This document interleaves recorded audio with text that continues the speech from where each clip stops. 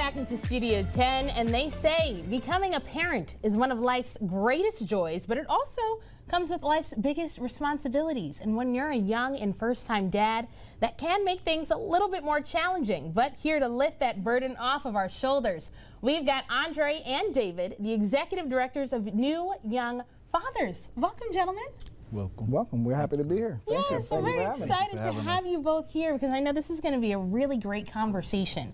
And the name of this organization just speaks volumes to itself. But tell me a little bit about how you guys got started.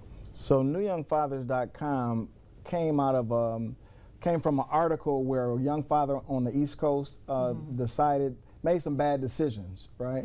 My uncle brought me the article, and we knew that if he just had a little bit of support, he might have made some different decisions. I just graduated from Michigan State University College of Law, and I was thinking about what to do next with my life, and this resonated with us. I was a young father, my uncle was a young father, and I thought I have friends that were young fathers, so we started a conversation. David was one of those initial people brought into the conversation. He was also a young father, and we decided to come together to be a resource for these guys so they could have something positive, make positive decisions in their life, instead of the negative ones that came from that article. That's right. That's right. Not just a resource, but a community, a shoulder to lean on, especially when, like you said, being a father, these are the first time you're going to be having a lot of firsts that you're doing for the first time. So to know that, hey, you have somebody else there right next to you, walking you through that path, and somebody who's been there first. That's right. That helps you out too. So talk to me about some of the gentlemen that you've been able to work with and you've been able to help during this organization. So one in particular, and I know you remember him, Daryl, he was one of the young fathers who initially came to our program here in Lansing. We were working in Lansing and Detroit back and forth. We also did work in Miami. But Daryl was one that stood out because he really got into what we were doing, and he used us as a resource, stuck around, and haven't been in contact with him lately, but I know that when we were working with him, he was all about newyoungfathers.com and all about improving himself so he can be the best father for his children and make sure that he put them in a position for success. That's right. I know you guys planted a seed in him that I'm sure has grown ever since. Absolutely. Now, talk to us about some of the events, the programs that you guys have been able to put on and work together on. So when you think about some of the events and the programs, we have worked with, we work with the Ingham County Youth program.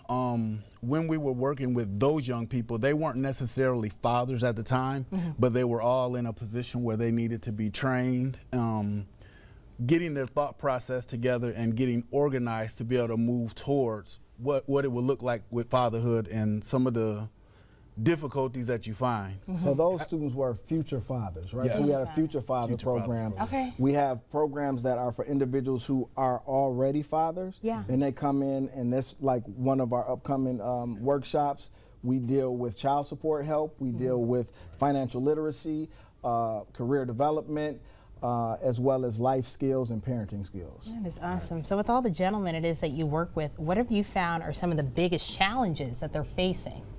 One of the biggest challenges is just how to navigate the court system, how to have good, solid relationships with the mother of their children. Sometimes people are in situations where they made a baby together, but they're not necessarily communicating in the best way to be active and engaged parents together.